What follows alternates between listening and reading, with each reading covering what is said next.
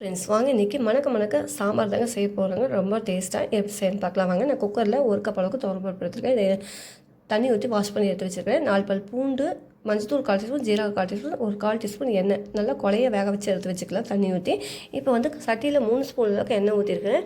கடுகு உளுந்த பருப்பு 1 ஸ்பூன், 1/2 டீஸ்பூன் வெந்தயம் பொரிஞ்சு வந்ததுக்கப்புறம் பச்சை மிளகாய் 3, ஒரு கொத்து கருவேப்பிலை, சின்ன வெங்காயம் பெரிய வெங்காயம் வந்து ஒரு 1/4 கப் அளவுக்கு எடுத்துருக்கேன். நல்லா வதக்கி கொடுத்துக்கலாம். தக்காளி 3 தக்காளி பொடியாக நறுக்கி வச்சுருக்கேன். சால்ட்டு போட்டு நல்லா வதக்கி கொடுத்துருங்க. இப்போ முருங்கைக்காய், கத்திரிக்காய், கேரட் எடுத்துருக்கேன். நல்லா போட்டு கலந்து கொடுத்துட்டு இப்போ வந்து சாம்பார் தூள் 2 ஸ்பூன் அளவுக்கு எடுத்துருக்கேன். அதை போட்டு நல்லா கலந்து கொடுத்துக்கலாம். ஒரு 2 டம்ளர் அளவுக்கு தண்ணி ஊற்றிருக்கேன். நல்லா கொதித்து வரட்டும். இப்போ மாங்காய் ஒரு அரைவாசி போட்டிருக்கேன், கட் பண்ணி கலந்து கொடுத்துட்டு மூடி போட்டு ஒரு 5 நிமிஷம் வச்சிங்கன்னா நல்லா வெந்து வந்துடும். இந்த ஸ்டேஜில் புளிக்கரைசல் ஊற்றிக்கலாம். நல்லா கலந்து கொடுத்துட்டு கொதி வந்ததுக்கப்புறம் பருப்பு எடுத்து ஊற்றிக்கலாம். சால்ட்டு போட்டு நல்லா கலந்து கொடுத்துருங்க. கொதி வந்ததுக்கப்புறம் இப்போ தாளிப்பு போட்டுக்கலாம்.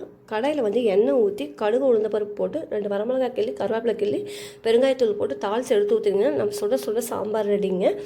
சாதத்தோடு பெசஞ்சு சாப்பிடும்போது ரொம்பவே டேஸ்ட்டாக இருக்கும். நீங்களும் எப்படி இருக்குன்னு ட்ரை பண்ணி பார்த்துட்டு கமெண்டில் சொல்லுங்கள். See you to all.